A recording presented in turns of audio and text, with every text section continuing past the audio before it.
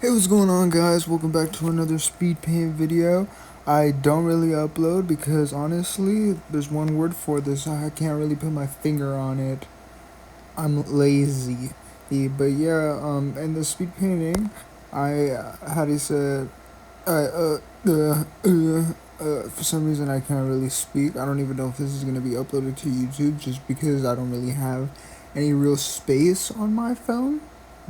I mean, I use a drawing tablet. I do this shit on my computer. I I'm just like everybody else, you know. How does but this speed paint is mainly about a comic book that I'm actually working on.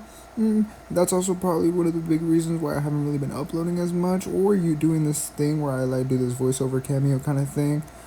But yeah, so one of the characters, the one up here in the front with the black shadow over his eyes and eyebrow, this is his name.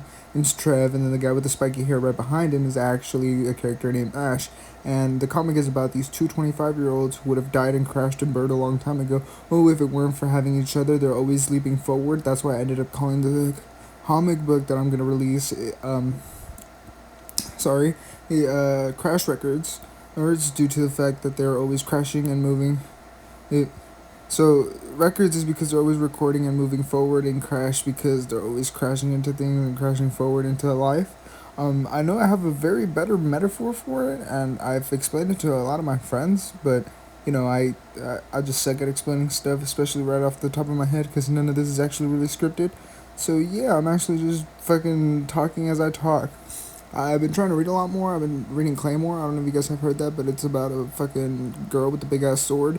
Just kind of like Guts, you know, from Berserk. I've never actually seen Berserk, and I've actually only recently finished Death Note, and I had not seen that, and I don't really plan on watching it because I don't really watch anime like that. And I mainly like to enjoy reading the manga because it's usually faster, especially for old timey anime that was released around 2006. And yeah, but the two characters in the back that I'm actually drawing right now is how do you say it, two characters that aren't even written in the story. I kind of just wrote them down here for like, you know, aesthetic purposes, but I do have plans for these characters. The one in the back is the only one that's really made up. The two in the left are really the only two that are made up. The one in the front with the green hair and then the blonde dude have been characters that I have already drawn previously in the past. I just kind of look at my catalog and see what I can actually work with and use those as characters and redefine their personalities and stuff like that. So Trev is more of like the guy who's always planning the scheme and stuff like that. And he's kind of an anarchist. He lives under the ideology that there is no ruler.